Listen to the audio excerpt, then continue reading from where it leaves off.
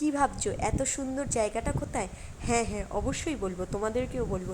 এটা হচ্ছে উলুবেড়িয়া কালীবাড়ি নামে পরিচিত, অথবা মা আনন্দময়ীর আশ্রম নামেও পরিচিত। এটা আছে পুরো গঙ্গার পাড়ে, যার জন্যে বিকেলে গঙ্গার ফুরফুরে হাওয়া আর মায়ের মূর্তি দর্শন এবং সন্ধ্যা আরতি দেখবার জন্যে প্রচুর মানুষের আর ভক্তের আগমন ঘটে।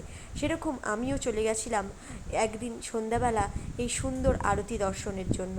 একটু লাস্টে গিয়ে পৌঁছেছিলাম, যার জন্যে প্রায় ওই 5-10 মিনিটের কাছে আরতিটা দেখতে পেয়েছিলাম, যেটা হচ্ছিল লাস্টে চামর আরতি।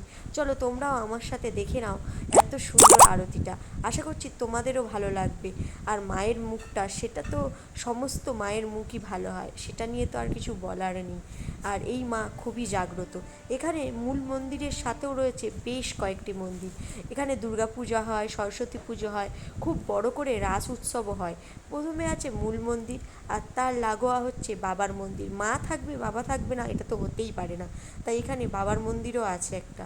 তারপর বাবার মন্দিরের পাশে আছে চৈতন্য মহাপ্রভু, তারপরেই আছে রাধাকৃষ্ণ, আর তারপরে আছে সাবিত্রী সত্যবানের মূর্তি। আর তারপরে রয়েছে দুর্গাপুজোর জন্য একটি খুব সুন্দর আর্চালা করা। আর সেখান থেকে বার হয়ে একটু বাইরে গেলেই তোমরা পেয়ে যাবে গঙ্গার সুন্দর একটা ভিউ।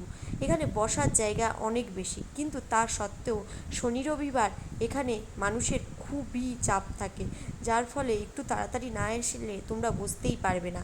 আর তাছাড়া বাইক রাখারও সুব্যবস্থা আছে। মাত্র 10 টাকা পার্কিং চার্জে এখানে খুব সুন্দরভাবে বাইক সযত্নে রাখা হয়, এবং কোনো রকম কোনো জল বা বৃষ্টিও বাইকে লাগতে দেওয়া হয় না, সেরকমই ব্যবস্থা করা আছে এখানে। আর তোমরা চাইলে একদিন বিকেলবেলা এখানে চলে আসতে পারো। অপেক্ষা করার কি আছে, উলুবেড়ি আর কালীবাড়ি বললেই তোমরা এখানে চলে আসতে পারবে। আর দেরি করো না, চলে এসো মায়ের মূর্তি দর্শন করার জন্যে।